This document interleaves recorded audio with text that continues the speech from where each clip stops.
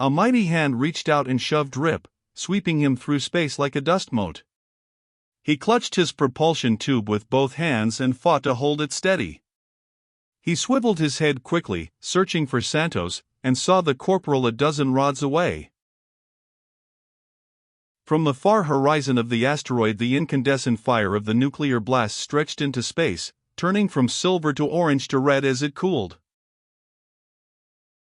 Rip knew they had escaped the heat and blast of the explosion, but now there was a question of how much prompt radiation they had absorbed.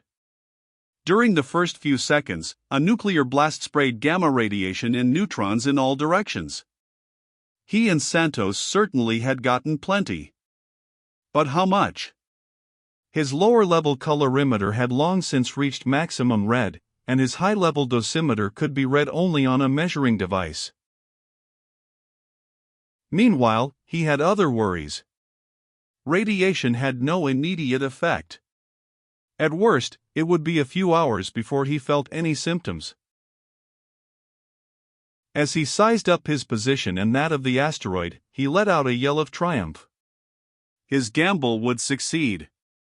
He had estimated that going into the direct gravity pull of the sun at the proper moment and lighting off their last tubes would put them into a landing position. The asteroid was moving rapidly, into a new orbit that would intersect the course he and Santos were on. He had planned on the asteroid's change of orbit. In a minute at most, they would be back on the rock. His propulsion tube flared out, and he released it. It would travel along with him, but his hands would be free. Then he saw something else. The blast had started the asteroid turning.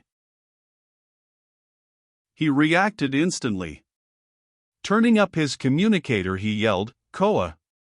The rock is spinning. Cut the prisoners loose, grab the equipment, and run for it. You'll have to keep running to stay in the shadow. If sunlight hits those fuel tanks or the rocket tubes, they'll explode." Koa replied tersely, "Got it. We're moving." At least the Connie cruiser couldn't harm them now, Rip thought grimly. He looked for the cruiser and failed to find it for several seconds. It had moved. He finally saw its exhaust some distance away. He forgot his own predicament and grinned. The Connie cruiser had moved, but not because its commander had wanted to. It had been right in the path of the nuclear blast and had been literally shoved away. Then Rip forgot the cruiser. His suit ventilator was whining in the terrific heat, and his whole body was now bathed in perspiration.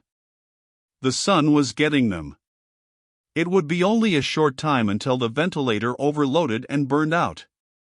They had to reach the asteroid before then. The trouble was that there was nothing further he could do about it. He had only air bottles left, and their blast was so weak that the effect wouldn't speed him up much. Nevertheless, he called to Santos and directed him to use his bottles. Santos spoke up. "Sir, we're going to make it." In the same instant, Rip saw that they would land on the dark side. The asteroid was turning over and over. For a second he had the impression that he was looking at a turning globe of the Earth, the kind used in elementary school back home. But this gray planet was scarcely bigger than the giant globe at the Space Council building on Terra. He knew he was going to hit hard. The way to keep from being hurt was to turn the vertical energy of his arrival into motion in another direction. As he swept down to the metal surface, he started running, his legs pumping wildly in space. He hit with a bone-jarring thud, lost his footing and fell sideways, both hands cradling his helmet. He got to his feet instantly and looked for Santos. "You all right, sir?" Santos called anxiously. "I think the others are over there." He pointed.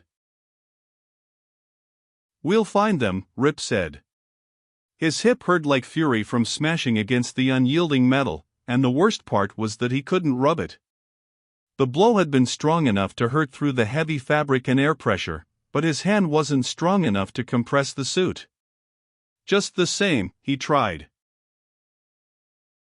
And while he was trying, he found himself in direct sunlight. He had forgotten to run. Standing still on the asteroid meant turning with it, from darkness into sunlight and back again. He yelled at Santos and legged it out of there, moving in long, gliding steps. He regained the shadow and kept going. The first order of business was to stop the rock from turning. Otherwise they couldn't live on it. Rip knew that they had only one means of stopping the spin. That was to use the tubes of rocket fuel left over from correcting the course. They had 3 tubes left, but he didn't know if that was enough to do the job. Moving rapidly, he and Santos caught up to Koa and the Planeteers. The Connie prisoners were pretty well bunched up, gliding along like a herd of fantastic sheep. Their shepherds were Peterson, Nunez, and Doust. The 3 Planeteers had a pistol in each hand. The spares were probably those taken from prisoners. The Planeteers were loaded down with equipment. A few Connie prisoners carried equipment, too. Trudeau had the rocket launcher and the remaining rockets. Kemp had his torch and 2 tanks of oxygen. Bradshaw had tied his safety line to the squat containers of chemical fuel for the torch and was towing them behind like strange balloons. The only trouble with that system, Rip thought, was that Bradshaw could stop, but the fuel would have a tendency to keep going. Unless the Englishman was skillful, his burden would drag him off his feet. Domenico had a tube of rocket fuel under each arm. The Italian was small, and the tubes were bulky. Each was about 10 feet long and 2 feet in diameter. With any gravity or air resistance at all, the Italian couldn't have carried even one.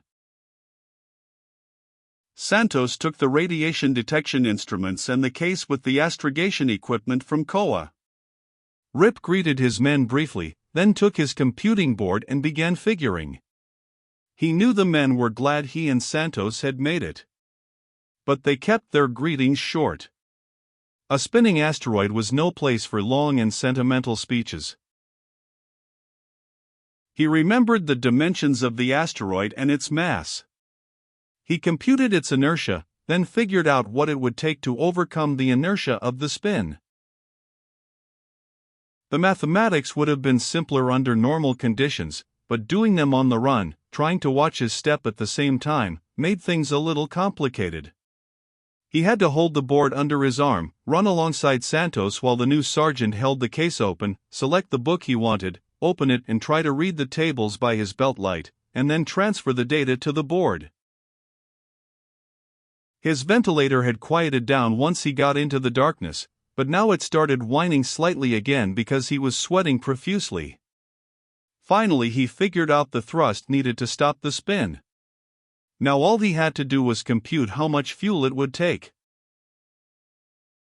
He had figures on the amount of thrust given by the kind of rocket fuel in the tubes. He also knew how much fuel each tube contained. But the figures were not in his head. They were on reference sheets.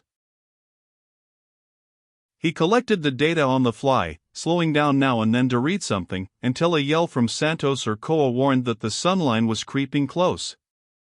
When he had all data noted on the board, he started his mathematics. He was right in the middle of a laborious equation when he stumbled over a thorium crystal. He went headlong, shooting like a rocket 3 feet above the ground. His board flew away at a tangent. His stylus sped out of his glove like a miniature projectile, and the slide rule clanged against his bubble. It happened so fast that neither Koa nor Santos had time to grab him. The action had given him extra speed, and he saw with horror that he was going to crash into Trudeau. He yelled, "Frenchie! Watch out!"